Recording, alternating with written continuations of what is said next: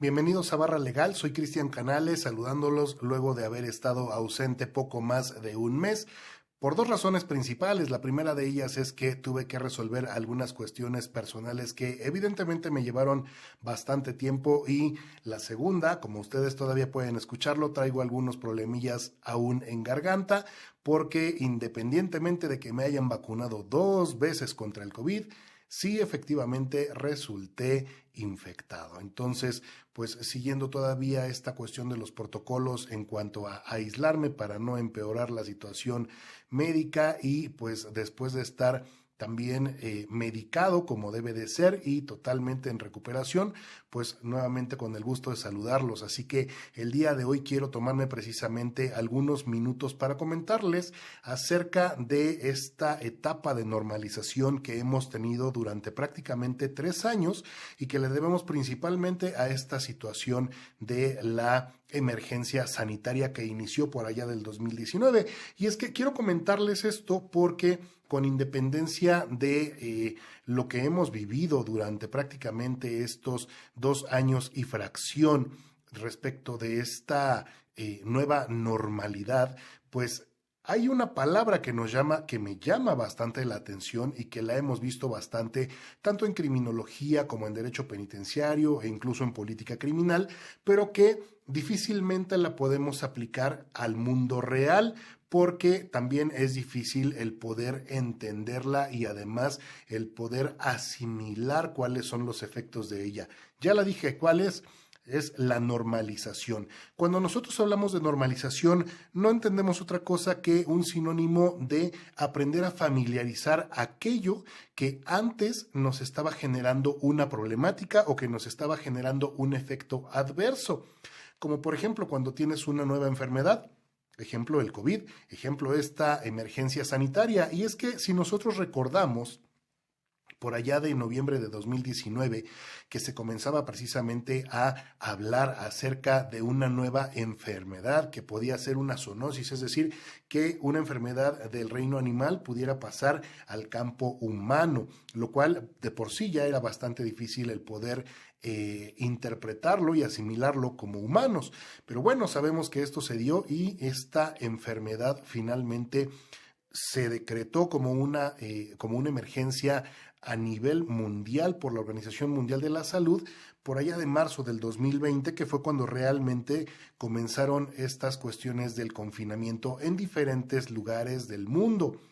Hasta ese momento resulta que nosotros todavía seguíamos sin creer lo que estaba pasando, no podíamos asimilarlo, no lo comprendíamos. Existían ya hasta ese momento algunos numerosos casos, y además el punto con cada uno de los diferentes países es que cada uno reaccionaba de manera totalmente distinta. Efectivamente, todo inició en Europa, sin embargo, América tuvo una respuesta también un tanto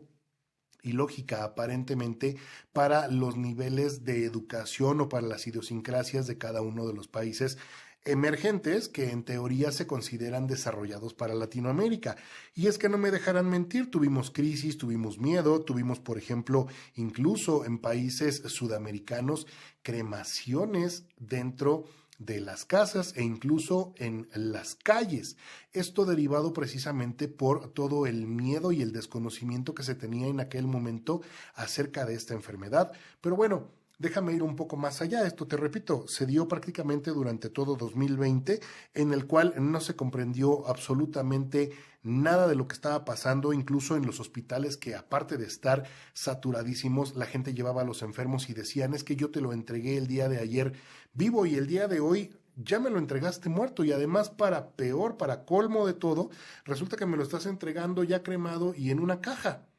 donde ni siquiera hubo una especie de respeto o las tradiciones generalmente religiosas a las cuales se honra a los muertos. Y esto derivado precisamente de esta emergencia sanitaria. Entonces, déjame decirte, estos hospitales que a la postre estuvieron trabajando de esta manera no solamente tuvieron que detener este gran número de casos que estuvieron llegando de personas, sino que además no se tenía todavía en ese momento ni siquiera las vacunas, que iban a tardarse mucho más de un año en poderse aplicar, y además de todo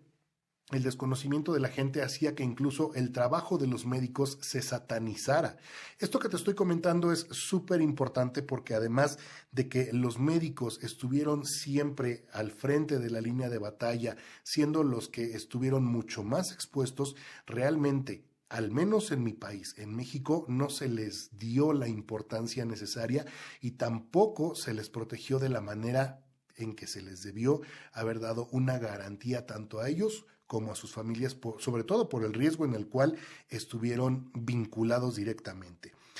Para 2021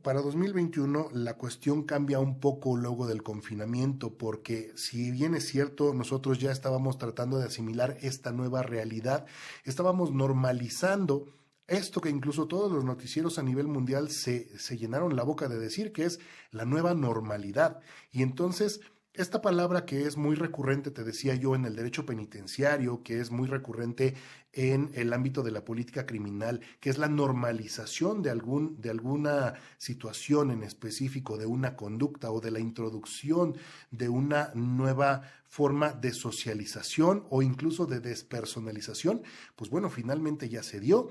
a través de esta nueva realidad. Una nueva realidad que además de todo iba a estar cronometrada, principalmente para efectos de poder hacer un vínculo a nivel comercial, de nivel internacional o mundial. ¿A qué me refiero con esto? A que sí, efectivamente, el confinamiento nos trajo a nosotros la necesidad no solamente de mantenernos conectados digitalmente, sino que además de poder seguir manteniendo un suministro de las necesidades humanas básicas e incluso de las necesidades comerciales por sobre cualquier otra cosa. Y entonces, si antes el 3% del comercio electrónico se daba a nivel mundial, con esta aparente nueva normalidad, con esta normalización de esta realidad, para 2020 lo que nosotros tuvimos fue un incremento del 3 al 8% del comercio digital. Y entonces todos aquellos, me incluyo, que comprábamos muy pocas cosas vía digital, pues finalmente terminamos adecuándonos a esta nueva forma de fiscalización digital, que también es bastante interesante porque si ustedes se ponen a pensar un poco al respecto de lo que te digo, te vas a dar cuenta que incluso ahora el famoso servicio, el SAT, el sistema de administración tributaria, tiene una forma de fiscalización en cuanto tú compres algo vía electrónica a través de una aplicación, en automático se genera una factura. Así que, bueno, esta nueva realidad aparte también nos trajo algo que también está junto con pegado, perdón la forma de decirlo tan coloquial, pero es una realidad sumamente básica. Una vez que nosotros tenemos un incremento en las nuevas formas de comercio, un incremento en las formas de socialización digital, un incremento en el uso de las aplicaciones bancarias, por ejemplo, en este caso, para poder acceder a ese comercio digital, en tanto también vamos a tener un crecimiento de los delitos. Pero ojo, ya no de los delitos físicamente, sino realmente vamos a hablar acerca de los delitos de tipo informático o cibernético. Y aquí déjame platicarte algo bien interesante, porque resulta ser que con estos delitos informáticos o cibernéticos, nosotros podemos entenderlos a través del derecho penal únicamente como un medio comisivo para poder realizar algunos delitos, como por ejemplo puede ser la extorsión, como por ejemplo puede ser la suplantación de personalidad o de persona, o como por ejemplo puede ser también la revelación de secretos. Pero ¿qué es lo que pasa con estos delitos en esta nueva realidad, en esta nueva normalización de la realidad? Estamos hablando de que estos delitos informáticos o cibernéticos aún no están totalmente claros en el ámbito penal y no solamente a nivel federal, sino a nivel estatal, porque cada una de las diferentes legislaciones, recordemos que siendo específica para cada una de las jurisdicciones de los estados, determina y además señala o indica características especiales y esenciales e incluso calidades para la comisión de esos delitos. Recordemos, por ejemplo, hay algunas calidades de un sujeto en específico para que el delito pueda realizarse. Por ejemplo, aquellos delitos que son cometidos por los servidores públicos, que están revestidos de esa calidad en específico. O, por ejemplo, cuando estamos hablando de un funcionario público. Luego, entonces, Esta nueva realidad nos trae estos delitos informáticos o cibernéticos, ya los habíamos comentado. Pero déjame decirte que aparte de tener a estos nuevos delitos, sabemos que existen diferentes formas para poder llegar a ellos, es decir, a su conclusión. Y es que aun y cuando en alguno de los momentos en que se ejerza este delito o se consume este delito, tendríamos que utilizar un medio informático, ya sea, por ejemplo, una computadora, ya sea, por ejemplo, cualquier dispositivo digital con acceso a Internet e incluso también pudiéramos hablar de artefactos sumamente rústicos o artículos sumamente rústicos como una hoja de papel, una entrevista, una pluma, en la cual no se necesita el Internet. Así que para esto déjame decirte que aquí vamos a tener en esta nueva realidad digital para estos delitos informáticos diferentes tipos de bienes jurídicos tutelados y que van a estar directamente relacionados a estos nuevos delitos informáticos o cibernéticos. Por ejemplo, el metaverso. El metaverso, en todo caso, tendría que ser un nuevo bien jurídico tutelado porque finalmente ahí se estarían colocando algunos elementos como por ejemplo un NFT o como por ejemplo puede ser también incluso la compra que se realice a través de una moneda digital como una de las que existen al día de hoy. En OnlyFans, por ejemplo, existe otra connotación de bien jurídico tutelado. En este caso, estamos hablando acerca de la imagen de una persona. Pero recordemos que en este caso, OnlyFans nos habla del acceso que se puede tener a las imágenes o videos que comparta una persona y que reciba un precio por compartir esa información digital. Ahora bien, déjame decirte, OnlyFans, si estuviéramos hablando 10 o 15 años atrás, no existiría como tal de manera digital. Estaríamos hablando de probablemente una parte de la prostitución o una conducta que pudiera entenderse incluso como la corrupción de una persona o la pornografía o, por ejemplo, con los hechos que pueden ser en contra de la moral y buenas costumbres de una determinada sociedad. Pero ojo, muchas veces se tiende a confundir de manera dolosa lo que aparentemente es el tener una nueva edad digital con una forma en específico de saltarse aquellas normas o reglas morales que normalmente mantienen a un Estado bajo control. Ojo, también recordemos que la prostitución, y esto es bien importante, recordemos que la prostitución en el ámbito penitenciario y en el ámbito de la política criminal funciona como una especie de válvula de presión que evita que sociedades como por ejemplo la carcelaria o que algunas sociedades en específico terminen violentándose porque utilizan al sexo precisamente como eso, como una válvula de escape. Así que bueno, la diferencia es que este nuevo flujo digital de pornografía funciona a través de OnlyFans. Otro de los bienes jurídicos tutelados, por ejemplo, en este caso, es la propiedad intelectual. Ya habíamos dicho, por ejemplo, a través de la creación de los famosos NFT, que son imágenes digitales que son irreproducibles y que además se pueden generar una sola vez. Una vez que hablamos del blockchain o cadena de bloques, sabemos que es irrepetible y que una vez que esté insertado, finalmente ese objeto será como el cuadro de la Mona Lisa, solamente existe uno y no puede haber más. Entonces, esta propiedad intelectual es bastante interesante el saber cómo se va a encontrar directamente relacionada en esta nueva normalidad y cuáles serían sobre todo las maneras de hacerla irrobable.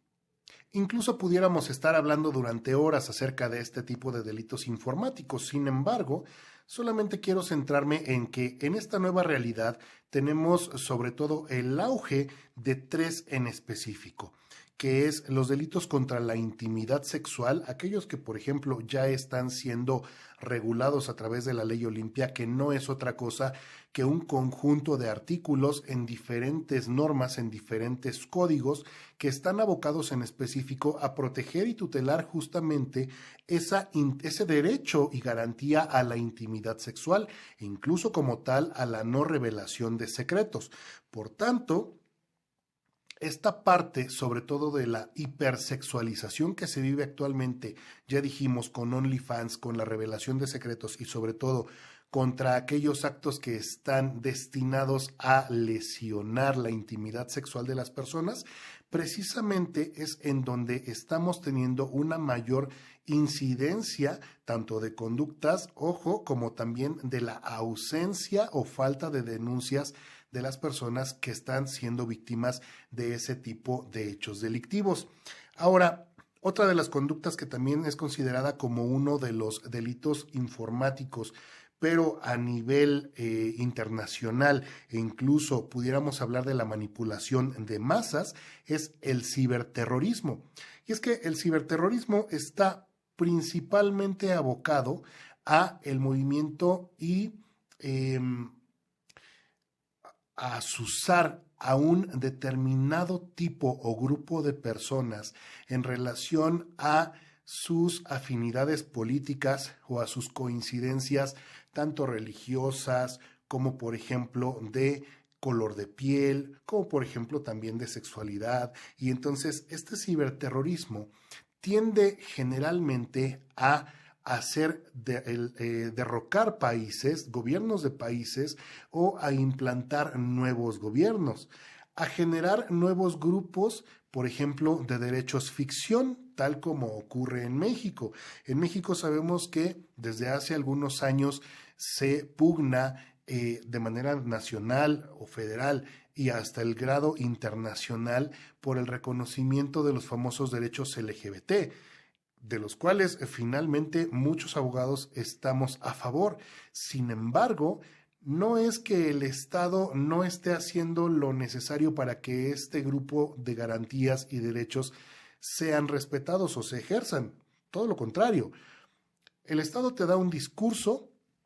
en el que se implanta una aparente nueva realidad, pero en el momento en que estas personas que quieren hacer uso de esos derechos ficción, cuando llegan al Ministerio Público y se topan con un Ministerio Público machista o se topan con personal que está discriminándolos o se topan con simplemente las acciones que normalmente ocurren en un Ministerio Público, como es el que ni siquiera te atiendan, pues es que te das cuenta entonces que estos derechos ficción que están directamente incluidos en la Carta Magna, en la Constitución, pues realmente no van a tener una aplicación procesal real. Bueno, en algún otro video ya tocaremos precisamente este tipo de hechos en donde el Estado está ausente, donde el Estado es totalmente omiso y lo hace de manera dolosa precisamente porque el mismo Estado sabe que lo que está otorgando en ese discurso aparentemente como una garantía, en ese discurso constitucional como una garantía, finalmente no lo va a poder otorgar porque no tiene los elementos, ni siquiera la idiosincrasia y mucho menos los mecanismos para poder llegar a un resarcimiento de algo que el Estado ni siquiera se está creyendo que existe. Finalmente, hablemos de la apología del delito. Cuando nosotros hablamos de apología, nos referimos a la manipulación de las sociedades. La diferencia con el ciberterrorismo es el número de personas a las cuales se les está afectando directamente. Y esto es porque cuando nosotros hablamos de ciberterrorismo, hablamos de la implantación o del derrocamiento de los gobiernos en específico. Hablamos de todo un grupo general. Y además el ciberterrorismo tiene la capacidad de establecerse durante una gran cantidad de tiempo. Sin embargo, esto que te voy a comentar acerca de la apología y la provocación del delito, directamente son actos que por su duración son sumamente cortos, pero muy graves, sumamente lesivos y además muy crueles. Pero bueno, hablamos de apología y provocación del delito y para ello tenemos que referirnos al Código Penal Federal, artículos 208 y 209, que son los correlativos directamente a estas dos conductas. Cuando nosotros hablamos de provocación de un delito, evidentemente estamos hablando de una persona o un grupo de personas que se dediquen a azuzar o a impulsar a otros a que cometan un hecho delictivo o una conducta con apariencia de delito. Bueno, déjame decirte que la sanción a este tipo de personas que sean detectadas por las autoridades en la comisión de esta conducta que te acabo de señalar, que es azuzar o que es provocar públicamente a que se realice un delito, su sanción, vas a reírte, va de 10 a 180 jornadas de trabajo, siempre y cuando el delito no se ejecute. ¿Vale? Entonces, si te encuentran pidiendo que maten a una persona, que la cuelguen o que la quemen o lo que sea, esa persona solamente, si la autoridad decide aplicar la sanción, solamente va a ir de 10 a 180 jornadas de trabajo. Bueno, caso contrario, ¿qué pasa si el delito se ejecuta? Se aplicará entonces al provocador la sanción que corresponda según la participación. Recordemos que en el derecho penal mexicano no existe la figura del autor intelectual, únicamente existe el autor material, existe el partícipe, existe el cómplice y finalmente nosotros tendríamos que analizar en relación a, por ejemplo, cada una de las actividades, que tuvo esta persona. Si es que el delito se comete, y hablando en específico de la figura delictiva, saber a cuánto correspondería esa sanción. Ahora, si esta misma persona o grupo de personas están observando que el delito está en el iter criminis, en la fase de ejecución, entonces aquí lo que vamos a tener es que si estas personas no impiden que se cometa el delito, su sanción puede ir de 6 meses a 3 años de prisión y de 50 a 250 días multa. Seguimos riéndonos de este tipo de sanciones porque la verdad es que francamente son sanciones que no se llegan a aplicar en una gran mayoría de casos. Y esto es porque principalmente cuando se genera el delito de apología y se llegan a consumar algunos otros hechos delictivos, hablamos de grandes grupos. Por tanto, la mayoría de personas que han sido vinculadas a estos hechos realmente no son sancionadas, solamente se sanciona a algunos cuantos. Pero esta apología, también déjame decirte, se da principalmente por la desconfianza que se le tiene al gobierno. ¿Y cómo no va a ser así? Si incluso con la nueva imposición de este aparente proceso acusatorio oral en el cual se buscaba no solamente el resarcimiento de los daños, sino además el deshacinamiento de las cárceles y la búsqueda en general de una forma o de un mecanismo alternativo a la solución de estos conflictos, que era pagar finalmente por la reparación de ese daño, y sabemos que no se está dando porque incluso no se llega a sentencia y tampoco muchas veces se llega a la denuncia. Es que finalmente este sistema jurídico no se queda en otra cosa que en un discurso inacabado de un derecho ficción. Tan es así incluso que cuando nosotros hablamos, por ejemplo, de la apología, también podemos decir que es un discurso hablado. Este discurso va a fungir principalmente como un acto preparatorio de un delito. Ahora, fíjate lo que te estoy diciendo. Este sistema acusatorio oral funciona principalmente como una válvula de presión también para evitar que las personas que deberían estar compurgando una sanción de prisión no lo estén haciendo siempre y cuando paguen esa multa a la cual se les está dando el acceso. Y además también sabemos que al igual que la apología, estamos hablando de un discurso. La diferencia es que la apología prepara la comisión de un delito, mientras que el sistema acusatorio penal lo que prepara es un discurso para que la persona que está siendo imputada evada su obligación de estar con la pena de prisión, pague por tanto un dinero, pague una sanción económica, reparación del daño, y entonces diga el Estado, ¿sabes qué? Déjalo ir. Pero ojo, estamos hablando de discurso en ambos casos. Así que Para hacer un poco más claro y ya comenzar a cerrar el video, déjame decirte que vamos a tener algunos casos que te puedo dar acerca de esta famosa apología del delito y en donde tú mismo puedes ver o tú misma puedes ver que el Estado funciona como autor y también como verdugo, funciona como parte y funciona como juez. Por ejemplo, hablemos de los casos de apología más recientes. Vayamos en el tiempo hacia atrás. El primer ejemplo que te tengo es el de Donald Trump, en 2021, por allá de enero del 2021, cuando se da el hecho del asalto al Capitolio en Estados Unidos, en el cual es ordenado por Donald Trump una vez que él se entera que no va a ser reelecto como presidente de Estados Unidos. Entonces, siendo él el presidente, decide generar todo un discurso de odio en el cual asusa a las personas, provoca a sus seguidores a que vayan a buscar venganza al Capitolio, puesto que se hablaba en aquel entonces de una aparente o de una supuesta traición o de una compra de una presidencia. E incluso allá pues, se hablaba también de alguna tradición de Estados Unidos que tiene mucho a generar acuerdos para derrocar a algunos candidatos presidenciales que no les gusten o que no les permitan obtener los beneficios que normalmente se dan en Estados Unidos.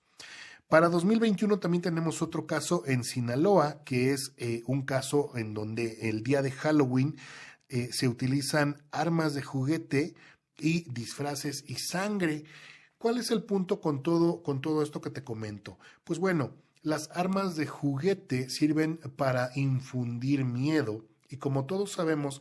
forman parte de un agente psicológico que puede ser el medio que facilite la consumación de un hecho, como por ejemplo puede ser el robo. Los disfraces también permiten que la persona que está ejecutando el delito se mantenga en un aparente desconocimiento de su personalidad. Y finalmente la sangre lo que está haciendo uso es también como un agente psicológico para infundir miedo. Así que cuando la gente sale vestida, disfrazada, con armas de juguete, con máscaras y además sale a amenazar gente, también estaríamos hablando de apología del delito. Uno más, hablemos del caso de Tláhuac, en México, donde mueren 3 policías federales. Fueron enviados a realizar operaciones de vista para poder identificar a un grupo de personas que se dedicaba a traficar drogas. Sin embargo, una vez que llegan a una escuela, uno de ellos desciende y en el momento de estar haciendo trabajo pie, campo, tierra, para poder llevar la información con sus superiores, es observado por una de las personas que es una terrateniente política en esta demarcación de Tláhuac y entonces amenaza a la persona diciéndole que no tiene absolutamente nada que hacer. Esta persona apodada La Gorda finalmente lo que realiza es un acto en el cual comienza a llamar a los padres de familia que estaban a las afueras de la escuela que te acabo de comentar, que es una escuela secundaria, de la cual habían sustraído a una chica, a una niña hace 2 semanas. Te repito, esto fue por allá del 2004. Y entonces esta mujer dice, afirma, asegura que estas personas, estos 3 policías federales no eran de la zona, no eran de la demarcación y entonces ellos eran los secuestradores. Acto seguido, la gente lo que empieza a hacer es a reunirse en torno a ellos, empieza a golpearlos y finalmente Policía Federal lo que hizo fue dejarlos prácticamente desprotegidos durante más de 4 o 5 horas y en las manos de la gente que estuvo realizando este tipo de actos, golpeándolos, lesionándolos e incluso 2 de ellos finalmente perdieron la vida en ese momento y posteriormente uno más que alcanzó a ser rescatado. Pero estos casos que te comento en donde hablamos acerca de la apología, llegamos a un punto base, ya giramos. El punto es que la desconfianza que se tiene en el Estado, la desconfianza que se tiene en el gobierno, ya sea por su propia ausencia, por su propia inactividad o, en todo caso, por el cobijo que el propio Estado le otorga a la delincuencia organizada, es entonces que la propia comunidad, que las propias personas deciden hacer uso de esa fuerza irracional, de esa vehemencia para poder protegerse entre sí. Y entonces, ojo, porque también estaríamos hablando probablemente de una causa de justificación del delito. Pero eso ya lo platicaremos en otro momento. El día de hoy solamente quería platicarte acerca de esta nueva normalidad y todo lo que nos ha traído. Y el saber que ahora, por ejemplo, como te comento en este último apartado sobre la apología del delito, es que el día de hoy estas apologías ya no se generan de boca en la calle, sino que ahora las apologías pueden generarse incluso en el ámbito digital, por ejemplo, con el WhatsApp, de una manera muy similar a la famosa cancelación, pero mientras la cancelación lo que busca es eliminar a una persona y dejarla de lado, lo que estaríamos hablando de conseguir en la apología a través de un medio digital es de llegar a generar una lesión física a una persona o de cometer uno de estos delitos, incluso de aquellos que pertenecen al ámbito de los delitos informáticos. Ojo, repito, a través de la apología. Así que, pues bueno, espero que esta información te sirva, espero que puedas compartirla con todas las personas. Soy Cristian Canales, me da gusto volver a estar con ustedes y nos escuchamos la próxima.